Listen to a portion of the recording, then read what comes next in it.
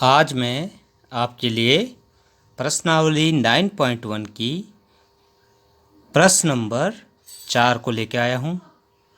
प्रश्न इस प्रकार से है, भूमि के एक बिंदु से जो मीनार के पाद बिंदु से 30 मीटर की दूरी पर है, मीनार के शिखर का उन्नयन कोण 30 डिग्री है, मीनार की ऊंचाई ज्ञात कीजिए। तो सबसे पहले हम क्या करेंगे, इस फिगर को खींच लेंगे कि ये फिगर किस तरह से बनेगा।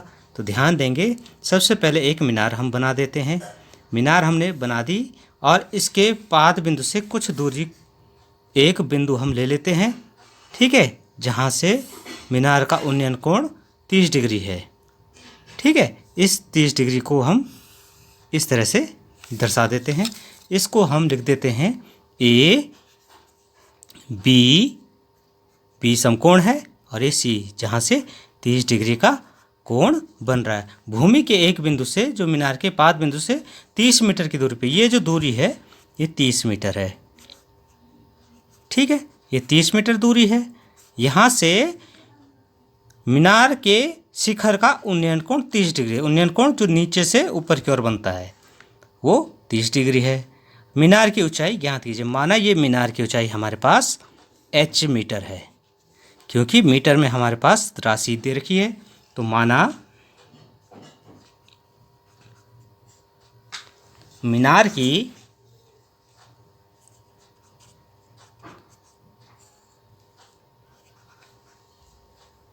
ऊंचाई h मीटर है।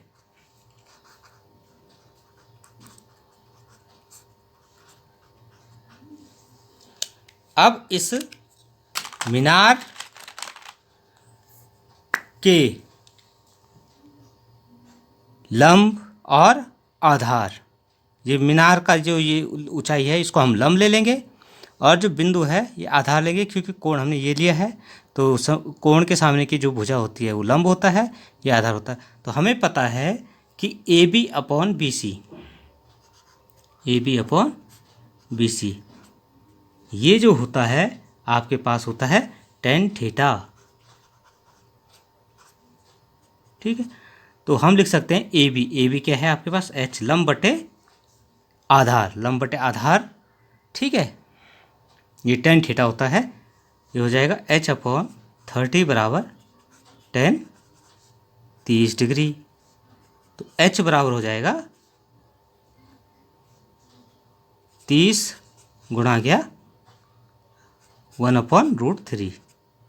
tan 30 की वैल्यू हमने √3 1/√3 रख दी है। ठीक है, अब इसमें हम परमेयकरण करने के लिए √3 का गुणा कर देते हैं, √3 का भाग कर देते हैं।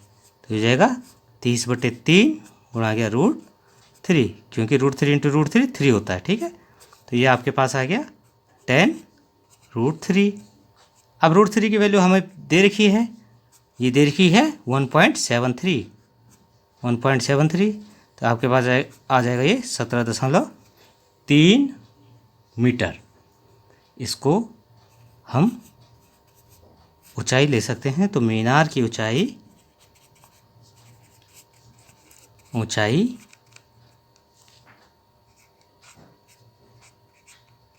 17.3 मीटर होगी, जो कि हमारे पास h की वैल्यू आई है। आप इस तरह के सॉल्यूशन मेरे YouTube चैनल मनोज परमार एकमे क्लासेस उत्तरकाशी में देख सकते हैं। इसे ज़रूर सब्सक्राइब करें। Thank you very much.